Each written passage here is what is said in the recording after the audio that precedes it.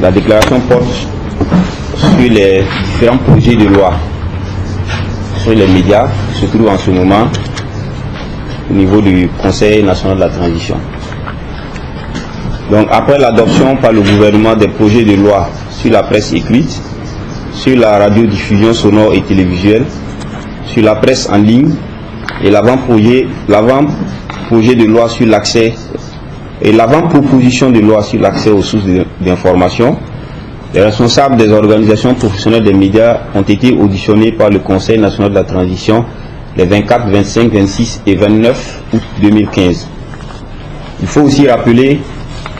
que les organisations professionnelles des médias ont participé activement aux différents ateliers de validation des dits textes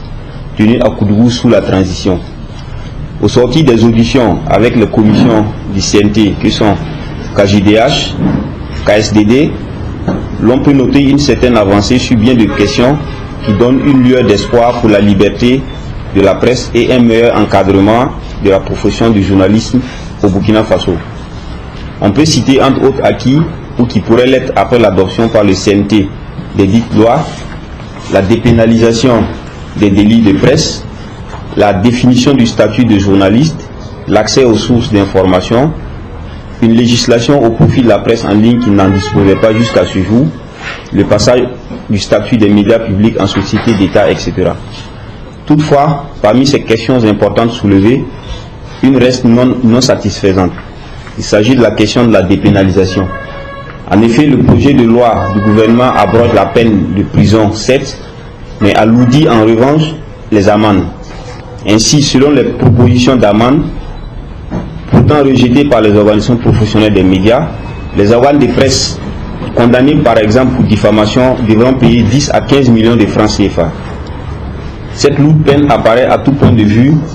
aussi insupportable qu'intenable pour les entreprises de presse au pouvoir économique très faible. Dans le cadre des auditions, les responsables des organisations professionnelles des médias ont proposé la prise en compte de la réalité économique des entreprises de presse et demandé le maintien des peines d'amende anciennement dans le Code de l'information. En effet, la dépénalisation est avant tout une démarche de conformité et de respect par l'État du Burkina Faso vis-à-vis de ses engagements internationaux. En outre, elle doit être vue comme la suite logique de la condamnation de l'État burkinabé par la Cour africaine des droits de l'homme et des peuples KDHP dans l'affaire Loé Konaté contre l'État du Burkina Faso. Notre pays avait perdu le procès contre notre confrère et a été condamné par la juridiction africaine qui, dans son arrêt, lui a intimé l'ordre de lever toutes les entraves à la liberté de la presse contenues dans sa législation par endroits anachroniques, dont notamment la pénalisation des délits de presse. La dépénalisation est donc une exécution de décisions de juridiction. Également, le Code de l'information ancien ayant légiféré sur la question et que cela ait été appliqué depuis toujours, devient comme un droit acquis pour les journalistes que le fait de vouloir dépénaliser le délit de presse et d'enlever la privation de liberté ne doit pouvoir remettre en cause d'une manière ou d'une autre, surtout pas en augmentant les quantums, chose qui va sans nul doute entraîner la mort subite et forcée des entreprises de presse. Or, nous le savons, s'il y a mort d'organes de presse, les conséquences au plan social et politique seront désastreuses. Il y aura non seulement le chômage, mais aussi la mort de la liberté d'expression, qui va se réduire comme une peau de chagrin à chaque disparition d'organes. À terme, cela conduirait à la réduction de l'espace démocratique et du pluralisme d'opinion. C'est au regard de toutes ces réalités alarmantes que les organisations professionnelles sont inquiètes et préoccupées. Elles en appellent donc à la bonne volonté politique des pouvoirs exécutifs et législatifs qui doivent user de leur pouvoir actuel acquis de l'insurrection en se débarrassant des préjugés et clichés pour libérer la presse de ses pesanteurs et de toutes les entraves législatives qui vont contre sa liberté, sa pleine évolution et son développement.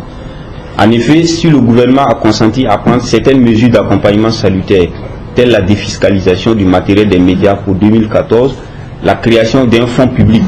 pour la presse, les allègements fiscaux pour l'imposition des entreprises de presse, en plus d'une subvention publique, c'est pour soulager les organes de presse de leur fardeau de manque de ressources et leur permettre d'assurer leur existence. Vu sous cet angle, une peine de 10 à 15 millions de francs CFA, quels qu'en soient les motifs, est en déphasage avec cette réalité criarde de la pauvreté dans le secteur et s'oppose à l'esprit général qui plaide en faveur de la création des meilleures conditions d'exercice de la profession au Burkina Faso. Le processus législatif est en cours et les uns et les autres, en priorité le gouvernement qui est le porteur et propriétaire de la dite loi sur la dépénalisation des délits de presse et qui a inscrit ces cantons pour le moins surréalistes, peut encore faire un geste salvateur dans le sens de ramener ces cantons à leur ancien niveau, dans l'ancien code de l'information, comme le souhaitent les professionnels des médias de façon unanime. La peine d'amende, si elle n'est pas proportionnelle à la capacité financière des organes de presse, serait tout simplement irréaliste et va se transformer en suicide certain pour ces derniers et pour la société burkinabé toute entière. Cette loi, tant attendue et fruit d'une lutte de longues années, ne doit pas décevoir les attentes. La loi sur la dépénalisation ne doit pas donner lieu à un requiem des organes de presse. Ouagadougou, le 29 août 2015, ont signé les organisations professionnelles, l'AJB, l'Association des journalistes du Burkina, le SYNATIC, le syndicat national des travailleurs de l'information et de la culture, la SEC, la Société des éditeurs de la presse privée, et l'UNALPA, l'Union nationale des radios